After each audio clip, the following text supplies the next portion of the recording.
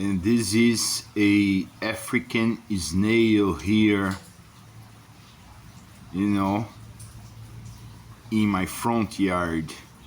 Rainy days in Brazil, rainy days in Brazil.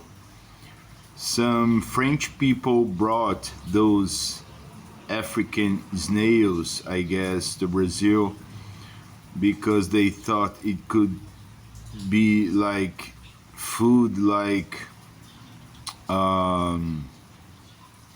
the snails they eat in France. But those African snails, they transmit disease, you know.